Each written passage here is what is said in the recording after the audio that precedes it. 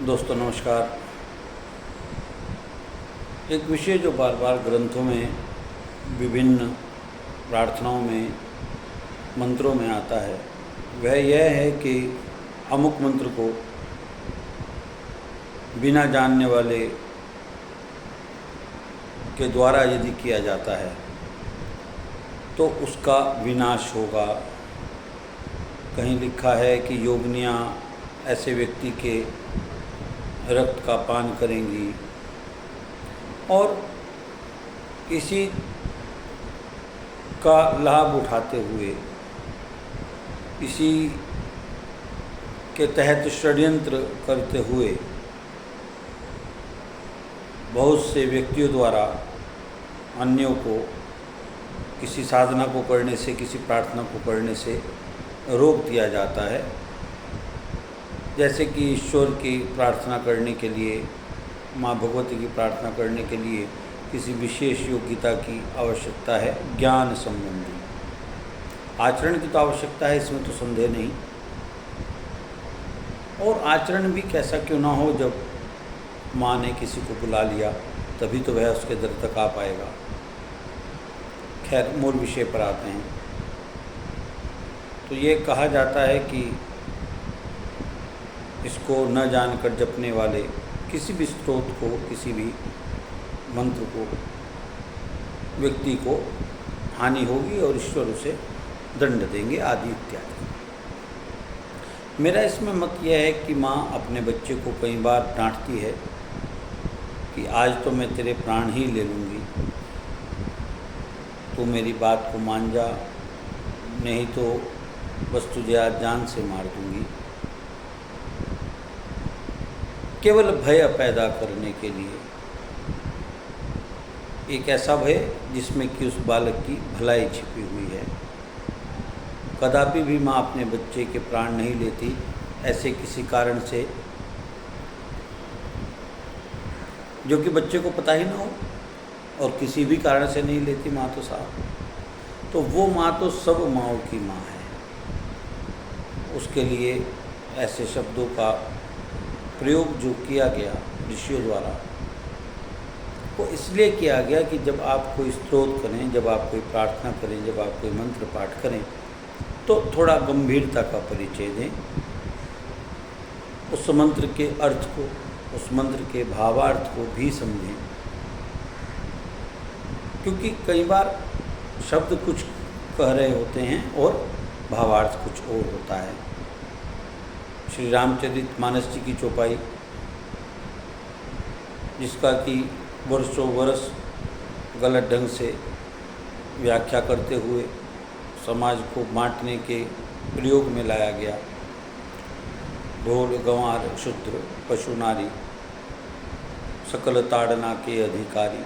ताड़ना का मतलब था टू ऑब्जर्व केयरफुली, कि ये सभी सेक्ट समाज के कमज़ोर सेक्ट हैं, तो इनको निरंतर इनका निगहबानी किया जाना, इनका ध्यान रखना आवश्यक है कि किसी के द्वारा इन्हें हानि ना पहुंचा दी जाए। परंतु अर्थ और भावार्थ में कई बार बहुत फर्क होता है। मेरे शब्द कुछ कह रहे होते हैं और मेरे कहने का या आपके कहने का मंतव्य कुछ और होता है। ऐसा ही मुझे लगता है कि मंत्रों में भी जो कहा गया है कि बिना जानने जो करेंगे उनका नाश होगा, योगिनियाँ उनके रक्त का पान करेंगी आदि इत्यादि। वो केवल इसलिए है कि जब आप ईश्वर के समक्ष बैठें तो जो भी प्रार्थना, जो भी स्तुति आप कर रहे हैं उसका अर्थ समझ लें। और इसमें सबसे बड़ी जिम्मेदारी उस व्यक्ति की है जिसके तत्वाधान में आप बैठकर किसी मंत्र का, किसी विशेष अनुष्ठान का समापन कर रहे हैं, संपादन कर रहे हैं। तो अगर इस तरह का कोई दंड मिलेगा भी तो उस व्यक्ति को मिलना चाहिए जिसने आपको ठीक से उसके विषय में परिचित नहीं कराया, उसके भावार्थ के विषय में परिचित नहीं कराया। आप जो शब्द कह रहे हैं किसी अनुष्ठान में, किसी मंत्र उच्चारण में, उसका अर्थ क्या है, उसका भावार्थ क्या है, यह बताना बहुत आवश्यक है। और इसमें यदि कोई दंड का दोषी है तो वह व्यक्ति है जिसके द्वारा आपको उस विषय के संपादन हेतु, उस विषय के उस विषय पर उस मार्ग पर चलने हेतु प्रेरित किया गया है या कि निर्देशित किया जा रहा है। तो